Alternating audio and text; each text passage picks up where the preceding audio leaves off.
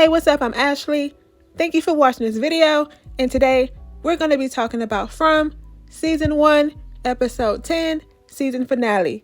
And let's get started. So Jade came busting in the door like he always does. And he was telling Jim and the rest of his family that he figured out a way to get appliances that they brought into town to work. Because, you know, the electricity over there is janky, something wrong with it. The only electricity that works over there is what's been there before them, and it don't even have to be plugged into the wall. So Jade was like, you do that, you do this, you do that. And that's how he got the blow dryer to work. So then Jade gathered a lot of people at the diner and told them what he figured out. He was telling them that they need enough wire to run in the lamps from Colony House out to the radio itself. Then he said, a teacup. Tell them where they get it from. Calling Jim Teacup. So Teacup said you get it from basically anything with a wire on it that came from the back of somebody's car when you drove up in here. Basically, he was like, so get your wires ready, bring them to me at Colony House so we can get this signal going. To me, Jim didn't look bothered by being called Teacup, but his daughter had a problem with it. She went up to Jade and was like, his name's not Teacup, it's Jim. Don't call my daddy Teacup no more. What you gonna do, girl? What you gonna do? I don't know about y'all, but Julie's been getting on my nerves a low key. Jade was like, oh, cute. I'm gonna call you Sparkplug from now on, and rode on off on his bike that he stole from somebody. Now let's talk about these side stories for a little bit and get them out the way.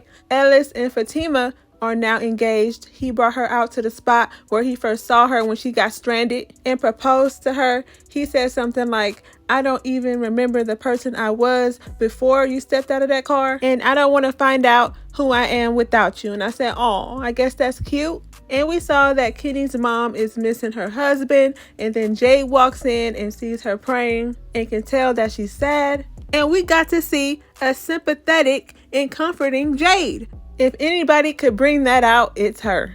He could tell that she wasn't too happy about possibly leaving that town. He tells her a story about how he grew up in France with his grandmother until she died. And even though he didn't want to, he had to move to the United States and live with his uncle. He was like 12 and had to catch the flight by himself. So when he was at the airport, a lady saw him sad and he ended up telling her what was wrong. And she told Jade that they'll come with you when you go. And this was one of my favorite scenes. Jade was trying to tell her, don't be sad because he'll still be with you when you leave. We have to get up out of here, but just know he'll still be with you. And then she asked him to pray with her. I don't know about y'all, but I love their little friendship or whatever you want to call it.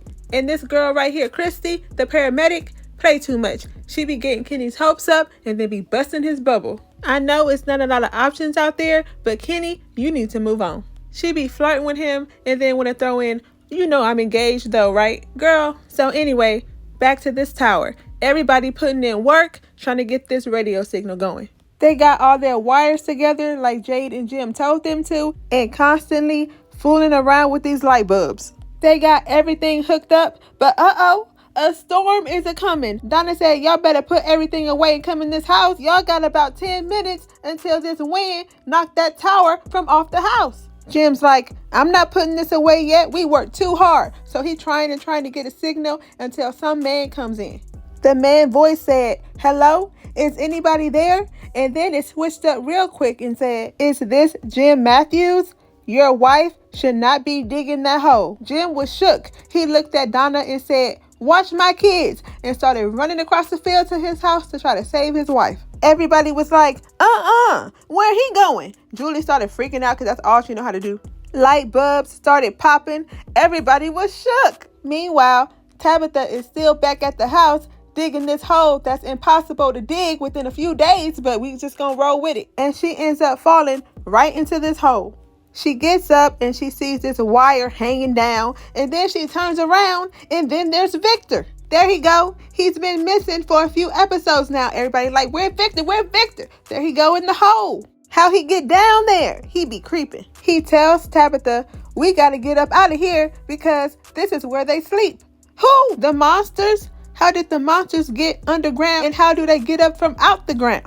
We don't know because we don't even know how Victor got down there. But on top of that, the symbols that's on the talisman is drawn on the walls under the ground. Don't they look creepy? So Tabitha is about to be off with Victor under the ground. I'm pretty sure Jim is not going to find Tabitha. She's just going to pop up with Victor one day. Let me know your thoughts so far. What y'all think going on? So Boyd and Sara are still on their adventure. After they got shaken up in that tent, they ended up in the woods full of spider webs. I said, ugh, not spider webs. What that mean? Sara still thinks that this is a bad idea and that they should turn around. But girl, you're in too deep now. Y'all are all turned around. Y'all don't know which direction to go back to. Boyd's trying to get that through her head and is telling her that we need to go into the direction of the light that we saw. Here is where it gets weird. Sara asked him, who is Mr. Fish and Loaves? And he tells her that that's a nickname that he got when he served in the military, and only his wife and his son knows his nickname. So that's weird because Sara heard it in her little mind. Then Boyd hears a lady's voice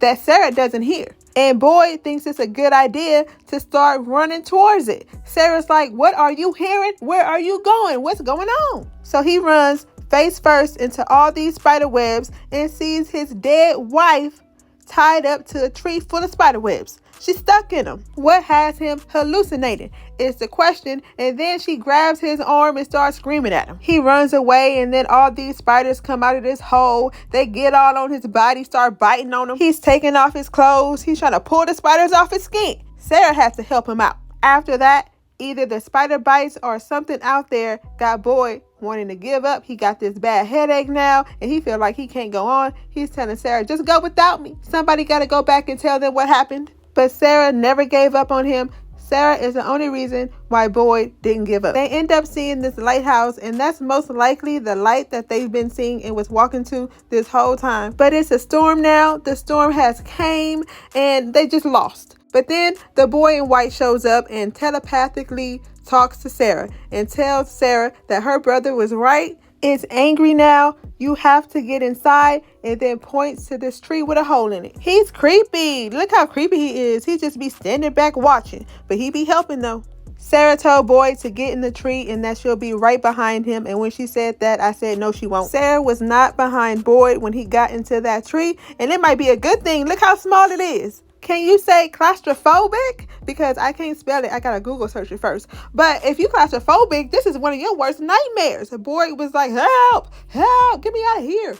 And I said, oh my God, I don't know how you gonna get out. How y'all think Boyd gonna get out of that tree hole? And where y'all think Sara went? She disappeared just like Victor did when he told Julie to get into the tree hole. What is going on? We did not get a lot of questions answered. And on top of not getting questions answered, who is this in the bus? It's a bus full of people, a bus full of new characters who are about to die, who don't know what's going on. They pulled up to the diner for some help, thinking they gonna get some help, but nah, they ain't gonna get no help. Everybody at the colony house and you stuck there anyway. And everybody back at the colony house is in shambles. They don't got time for y'all. And before I go, is this Fatima's Volkswagen Bug that she pulled up in when she got stuck? Because remember, right before Ellis proposed, he said, the first day I saw you, you pulled up in your Volkswagen Bug.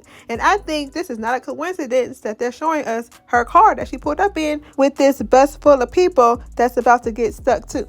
I think it might be something to it, or maybe I'm looking too much into it, but y'all let me know what y'all think. But let me know your thoughts on this episode in the comments, and let me know your thoughts on this whole season. It really did go by fast. Thank you guys for all of your support. But if you want to see more videos like this, like, comment, and subscribe. Thank you for watching this video, and I'll see you in my next one.